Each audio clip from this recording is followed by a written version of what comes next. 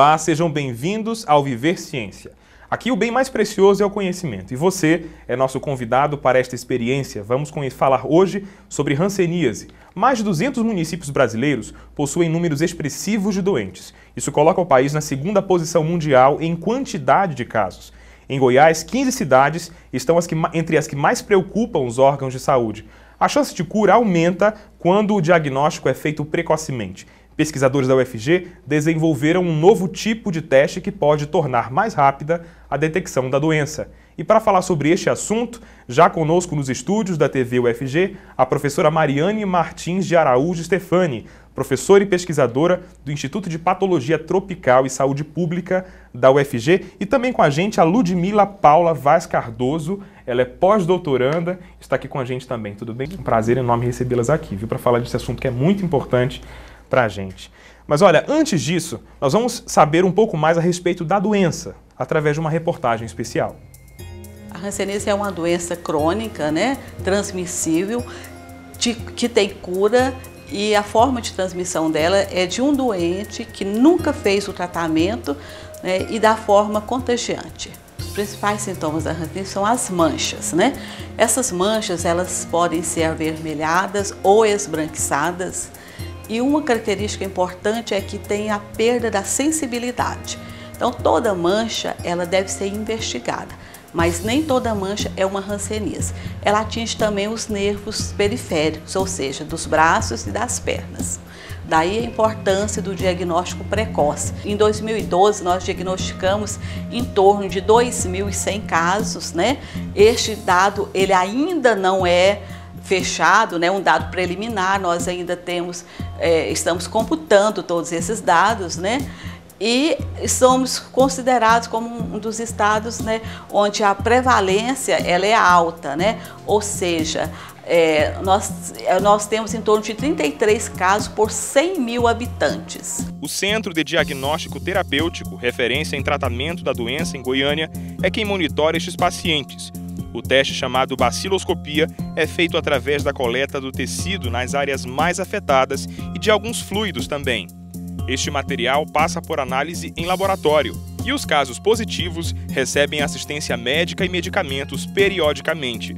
O tratamento é o fator fundamental para garantir que a doença não se espalhe. É um tratamento eficaz, né, onde a gente tem assim, o número de voltar a adoecer é muito pequeno, é um tratamento eficaz, ele é gratuito, né, e está em todas as unidades de saúde. A baciloscopia ainda é o único meio para detectar a hanseníase. Em função da carência de um método mais rápido e indolor, a coordenadora acredita que seja importante incentivar novas descobertas para o diagnóstico. Principalmente no sentido assim, de descobrir com mais facilidade, né? Mas a questão do exame, né, veja bem, hoje é feito a avaliação dermatoneurológica, né, a avaliação clínica, ela é soberana.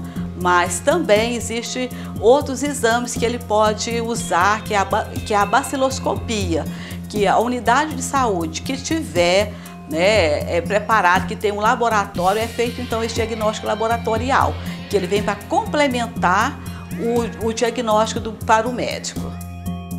Tá aí, nós acabamos de ver os métodos que são aplicados no Sistema Único de Saúde para detectar a hanseníase. Mas hoje nós vamos falar de um novo método, né, de uma possibilidade que traz aí mais rapidez, inclusive o nome do teste é teste rápido. E sobre isso eu converso com as nossas entrevistadas hoje.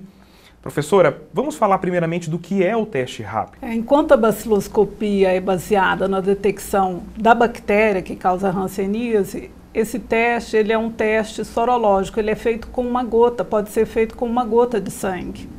Então, enquanto o outro procura o agente que causa a doença, esse procura o anticorpo na pessoa que está infectada. Então, com uma gota de sangue, né, e o reagente, você espera 15 minutos e você pode ver o resultado positivo ou negativo, né? Ele é um teste, a leitura pode ser visual. E o nome é teste rápido, né? Explique um pouquinho para a gente a respeito disso. A ideia do teste rápido é exatamente essa, um teste que não precisa ir para o laboratório, né? Você não precisa fazer uma coleta especial, você não precisa centrifugar o sangue e separar soro ou plasma, né? Qualquer pessoa com treinamento mínimo pode fazer, até em condições adversas, né? Em situações de campo, vamos dizer, até no extremo, embaixo de uma árvore, né? Numa unidade básica precária, né? Agora, esse teste, ele nunca vai prescindir do médico, né? A palavra final é a do clínico. Acho que a expertise clínica no diagnóstico da hanseníase, ela é fundamental e ela nunca vai ficar em segundo plano, né? Esse é um teste complementar. Conversando com a senhora em outro momento, a senhora falou que este estudo feito pela sua equipe, através desta pesquisa na UFG, já tem mais de 10 anos.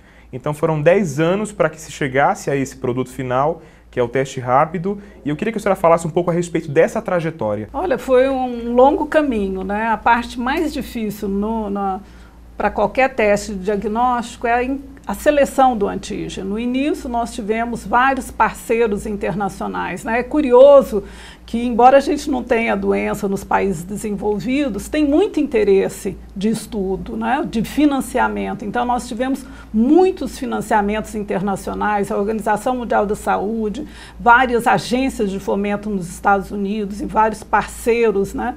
Que nos auxiliaram. Então, o ponto crucial de um teste, né, que seja usado para a detecção de uma doença é você ter um antígeno, os reagentes ideais. E nisso, essas parcerias foram fundamentais, né? Então, a gente conseguiu juntar a expertise, a tecnologia de ponta desenvolvida na Europa, nos Estados Unidos, com os pacientes que a gente tinha em Goiás, né? Então, eu acho que foi essa parceria ideal de tecnologia, né, avançada, numa situação em que a doença existe, né? Então, como que você vai avaliar um teste para hanseníase na Europa ou nos Estados Unidos, em algum país europeu, né? Os casos de hanseníase lá são de imigrantes, né? Então tem que fazer esse casamento entre alta tecnologia e países, né, onde a doença ainda é endêmica. Mas eu quero falar agora um pouquinho com a Ludmila Cardoso, que ela é pós-doutoranda e também é aluna da professora Mariane. Como foi para você iniciar a carreira científica? Enquanto aluna de pós-graduação no desenvolvimento de teste em hanseníase, a gente se envolve com os problemas sociais envolvendo a doença. Então, a gente vai para trabalho de campo, né? A gente tem contato com o paciente, a gente tem contato com os médicos, além disso, das colaborações internacionais, nós temos uma equipe médica, nós temos uma equipe de enfermeira e uma equipe de laboratório, que é não só um aluno, mas assim, um conjunto de alunos, um grupo de pesquisadores grande e de colaboradores, e que tendem a se envolver tanto nos problemas do laboratório, quanto desenvolvimento de teste, mas também nos problemas sociais. Então, a gente está envolvido em todos esses sistemas, tanto social, quanto do laboratório, quanto o sistema técnico. Quer saber mais a respeito desta pesquisa? Estamos falando de teste rápido de hanseníase, uma pesquisa desenvolvida na UFG. Continue conosco, voltamos depois do intervalo com o Viver Ciência. A ciência é viva quando ela tem a perspectiva de melhorar toda ou qualquer área, né? Acho que todas as sensações humanas, desde a medicina até a própria música, ela depende da ciência. Hoje tudo gira em torno da ciência, porque tudo na nossa vida hoje tem a ciência envolvida, seja no lazer, seja na nossa vida diária, seja no trabalho.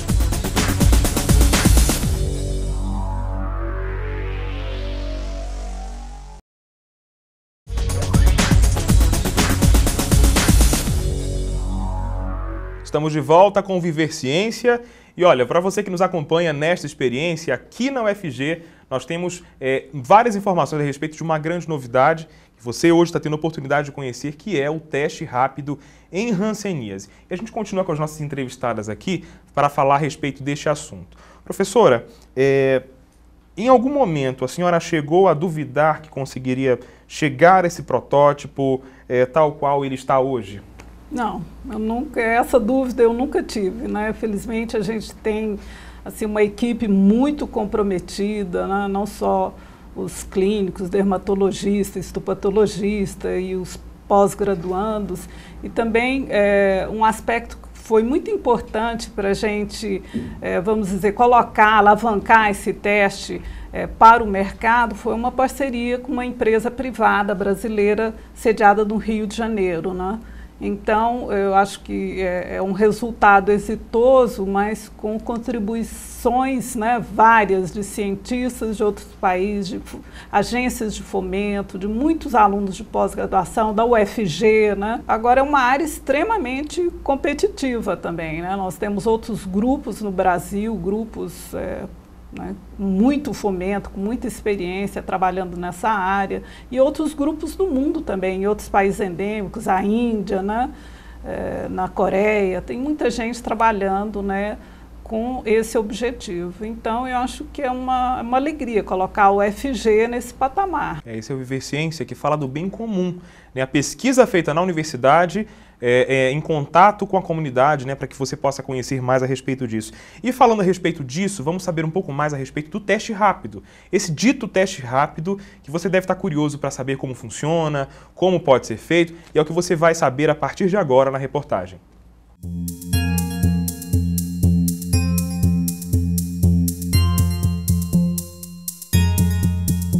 O teste rápido é fruto de mais de uma década de pesquisa na UFG, e tem recebido apoio de diversos países, um deles, os Estados Unidos, que viabilizaram uma parceria com a Organização Mundial de Saúde. A equipe é composta por jovens pesquisadores que lidam através de equipamentos com os diagnósticos dos pacientes em tratamento. São mestrandos, doutorandos, envolvidos em métodos e descobertas. A principal vantagem desse teste é o potencial, a capacidade que ele tem de identificar os pacientes que têm muita bactéria. Porque esses pacientes são os principais responsáveis pela transmissão da doença. Agora, é claro, identificar e tratar, né? Que dessa forma você interrompe a transmissão. Essa bactéria que causa a hanseníase foi o primeiro patógeno relacionado a uma infecção humana que foi descoberta. E, na verdade, eu acho que as mutilações que o diagnóstico tardio traz, né, a desfiguração dos pacientes, né, nas mãos, nos pés e mesmo na face, né, no nariz, nas orelhas. Então, eu acho que isso desperta um medo muito grande, mas eu acho que esse preconceito está muito relacionado com a desinformação. O processo é composto por etapas simples. Uma pequena coleta de sangue ou tecido é submetida à ação de um líquido reagente. Momento depois, o resultado do teste rápido de hanseníase. Se existe um teste que ele é de fácil manuseio, execução, que não exige tecnologia nem laboratório sofisticado, nada. Você pode fazer debaixo de uma árvore, né? Nas condições mais remotas. E esse teste ajuda a quem estiver na outra ponta, seja um médico, um profissional da área de saúde, a identificar se aquele é um paciente, aquele tipo de paciente que mais transmite a doença, né? E se você então fizer essa cadeia junto com a oferta de tratamento rápido, eu acho que pode ser um avanço muito grande para a gente sair desse ranking que é vergonhoso e paradoxal, né? Bem, nós falamos ainda há pouco na reportagem a respeito de algo interessante que é o apoio internacional que essa pesquisa recebe. Por que, professora, o apoio internacional? Como é que funciona essa questão, digamos, burocrática e financeira também? Eu acho que o financiamento para a pesquisa no Brasil ele ainda é restrito, né? Eu acho que nós temos hoje uma massa crítica, muitos pesquisadores capacitados, né? Então, apesar desse esforço brasileiro, né, nos últimos anos houve assim uma maior oferta de fomento, mas ela ainda é muito escassa. E eu acho que a hanseníase, por ter esse caráter tão estigmatizante, e ela já foi endêmica na Europa, né? É importante lembrar isso, né? A hanseníase foi descoberta por um médico norueguês.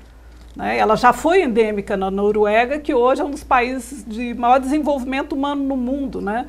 Então, eu acho que os países de primeiro mundo, eles estão muito sensibilizados, né? Que flagelo é esse, que é uma doença tão antiga, né? Que tem tratamento, que tem cura, como é que ela continua, né, avançando e os pacientes chegam ao diagnóstico com uma doença tão avançada, já com mutilações, com incapacidades físicas, né? Então eu acho que esse é um discurso que talvez sensibilize muito mais, né, as agências de fomento internacionais que não têm essa doença, mas que, né, se espantam, né, que paradoxo é esse realmente, né? Como o Brasil, uma das maiores economias do mundo e ser o segundo país do mundo em casos de hanseníase. Então, eu acho que é muito mais fácil também sensibilizar agências internacionais do que aqui, que é uma doença nossa, né? Isso é importante. Ludmila, fala pra gente da tua equipe, né? Você faz parte dessa equipe de pós-doutorandos, de pós-graduandos, na verdade, da UFG. Conta pra gente como é trabalhar com o pessoal, porque a gente viu ali a equipe trabalhando, né? Você também estava na reportagem no dia que nós estivemos lá. Conta pra gente como é que é fazer parte disso. A primeira palavra é dedicação. Não tem como você fazer pesquisa sem se dedicar. E essa dedicação é quase que integral. Como eu disse, a gente se envolve em tudo, não só na parte técnica de laboratório, mas na parte social em relação à doença. Mas é muito gratificante. Isso porque a gente se sente útil, principalmente para a nossa sociedade, para a nossa região, que a gente está no interior do estado, a gente está fora do centro econômico brasileiro, São Paulo, Sudeste, né? São Paulo, Rio. Mas a gente está no interior do Brasil, no estado de Goiás, onde nós temos muitos grupos de pesquisadores importantes trabalhando com várias doenças, né, de importância em saúde pública. Olha, esse é o programa Viver Ciência. E se você quer participar deste programa, envie uma mensagem por e-mail ou Twitter também, Facebook, acesse a nossa página na internet. E nós vamos para um rápido intervalo, mas voltamos em seguida. O projeto de pesquisa é um delineamento. Vou fazer um paralelo. Ninguém constrói uma casa sem fazer o mínimo de um desenho. Se eu sou um mestre de obras, eu não faço um desenho detalhado, mas eu calculo a metragem, eu meço no chão, eu faço as minhas marcações e eu faço as minhas medições, uso determinados instrumentos mais rudimentares, mas eu planejo uma casa. Se eu sou um arquiteto, eu faço um projeto para isso. Se eu sou um engenheiro e vou fazer uma ponte, eu faço um projeto dessa estrutura. A pesquisa científica se caracteriza por ter registrado, antes de começar, um projeto. O que eu vou pesquisar? Como eu vou pesquisar? Quem vai estar envolvido? Como eu vou tratar os dados? De que maneira eu vou divulgar esses dados? Então, esse conjunto de tomadas de decisão antes de iniciar a pesquisa é o projeto de pesquisa.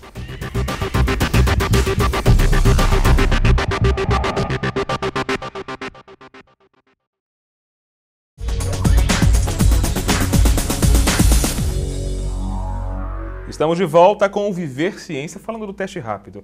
Vamos ouvir agora o que o nosso público e especialistas também querem saber a respeito do teste para o diagnóstico, na verdade, o diagnóstico rápido de hanseníase. Esses componentes desse kit são completamente produzidos no Brasil?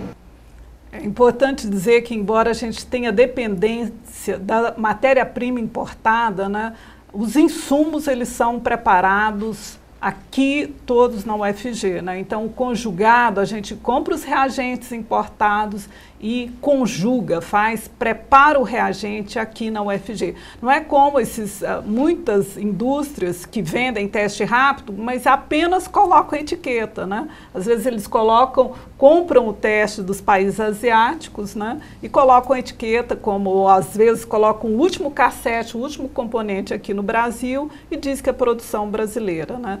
Não é o caso. Ou compra toda a estrutura e monta no Brasil.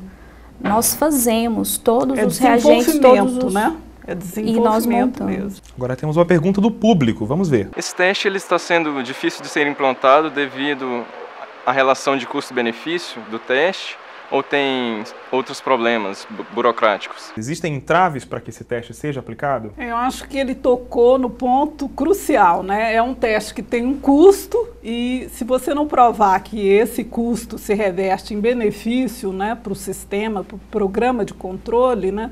Mas é interessante, eu estive recentemente no Ministério da Saúde fazendo uma apresentação técnica sobre esse teste para uma equipe de especialistas e o resultado dessa reunião no Ministério da Saúde, no programa de controle da hanseníase, foi de que eles vão montar um estudo piloto para avaliar o custo-benefício da implantação desse teste pelo programa de controle da hanseníase no Brasil. entendi também que dentro do Ministério da Saúde existe todo um protocolo a ser seguido antes de que qualquer teste seja usado pelo Sistema Público de Saúde. Então, são todas decisões que elas têm também um impacto financeiro, né, para o próprio Ministério da Saúde. Então, é bom saber né, que o Ministério avalia criteriosamente, né, qualquer incorporação, qualquer nova abordagem antes de incorporá-la ao sistema. Né? Se me permite, o teste ele precisa também ser testado, ser aprovado, olhar o custo-benefício também em outras regiões. Então, a gente está usando pacientes da nossa região, do estado de Goiás. A gente tem hanseníase no Brasil, né? Cada estado tem sua realidade financeira, econômica. A exceção da região sul é prevalente em várias regiões brasileiras. Então, a gente não pode fazer um teste que vai ser colocado só na nossa região, para os nossos pacientes, mas sim ele tem que ser um teste, né, que deve ser aplicado em toda a nossa região. É importante lembrar, né, que nesses 10 anos de estudo a gente avaliou, né, esses antígenos, esses reagentes novos em várias regiões do Brasil, em vários países do mundo. Eles foram testados nas Filipinas, no Japão, na China, né, em vários países asiáticos, na Índia. Né? Então, assim, no Brasil, quem tem mais experiência somos nós com pacientes de Goiás. Entendo. Mas esses novos reagentes já foram avaliados em várias outras populações. E agora a participação de mais uma especialista. Eu gostaria de saber qual é o impacto social e econômico do teste rápido para hanseníase, tanto para a população de uma forma geral, quanto para a pesquisa no âmbito nacional. Olha, é importante que, como a hanseníase é uma doença de pele, ela pode ser confundida com várias outras dermatoses, né? Então, o que a gente espera? Que esse teste seja uma ferramenta adicional para viabilizar o diagnóstico mais precoce, né? Que o paciente não precisa chegar para o diagnóstico já com mutilações, né? E quantos anos ele ficou transmitindo a doença sem tratamento. É muito importante lembrar que com uma dose do tratamento, o paciente não transmite mais a doença. É impossível transmitir hanseníase se o paciente está em tratamento. E se você tem um diagnóstico rápido, você interrompe essa cadeia de transmissão. Então, a importância do teste. Tá, ok. Vamos a mais uma pergunta, dessa vez a participação do público. Qual que é a diferença entre o teste que já existe e o que foi desenvolvido pela universidade? Olha, na verdade, não tem um teste, não existe um teste sorológico para detectar anticorpos no mercado, né? Então, esses que a reportagem mostrou, a baciloscopia, né, que retira a linfa, ou mesmo o histopatológico, que é outro exame que precisa de uma biópsia da lesão, né, são testes mais invasivos, né? Essa é uma proposta que pode ser concretizada, esse teste pode ser realizado com uma gota de sangue. É isso mesmo, eu quero agradecer agora a participação de vocês duas, professora Mariane, também Ludmila, que esteve com a gente aqui. Um prazer enorme recebê-las. A gente espera então que esse teste rápido, daqui a alguns anos, seja acessível como é, fácil e rápido também, é claro, fruto de uma grande pesquisa. Muito obrigado. Prazer é nosso e desejo sucesso para vocês nesse programa novo, né, divulgando o papel da UFG na ciência, no Brasil e no mundo. Obrigada. Obrigado, Ludmila. E olha só, quais são as oportunidades, por exemplo, que a Universidade Federal de Goiás oferece para quem quer fazer pesquisa, para quem quer iniciar uma carreira científica na área da biomedicina? É o que você confere agora no quadro Caminhos da Ciência.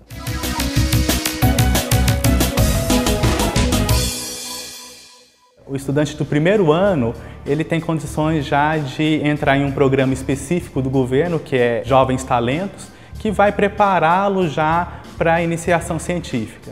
A partir do terceiro semestre, a partir finalizando o primeiro ano em biomedicina, ele já pode entrar em diversos programas de iniciação científica oferecidos pelo governo, como o PIBIC, que é o Programa de Iniciação Científica Oficial do Governo, o PIVIC. São vários grupos de pesquisa na UFG relacionados com o curso.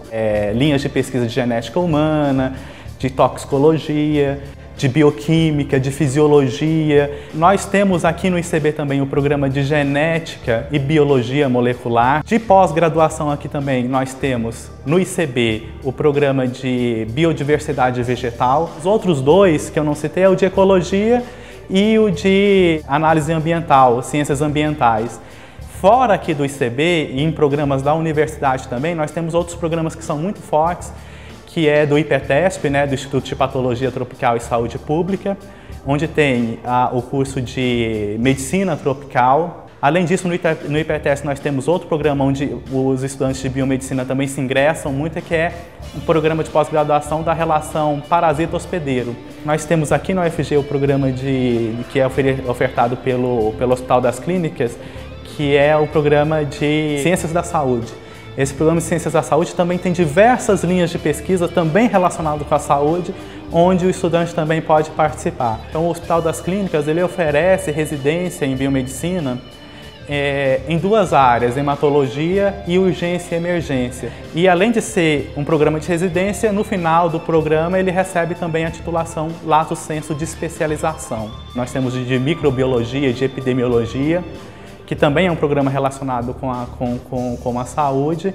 No HDT está iniciando também, relacionado com a biomedicina, um programa de residência em doenças infecto-contagiosas. A inscrição em um mestrado e doutorado, ela vai variar um pouco de acordo com o programa. Alguns programas, o aluno ele tem que ter, em alguns programas, a autorização de um professor orientador. O professor aceita orientá-lo e com esse aceite ele pode fazer a inscrição normalmente, faz uma prova, envolve a análise do currículo e daí está a importância do aluno que tiver interesse em cursos de pós-graduação já ir pensando no seu currículo durante a graduação. Então tem essas duas coisas, uma graduação bem feita e um currículo já voltado para a parte acadêmica, eu garanto que já é meio caminho andado para o ingresso nesses programas de pós-graduação e para o sucesso nesses programas também.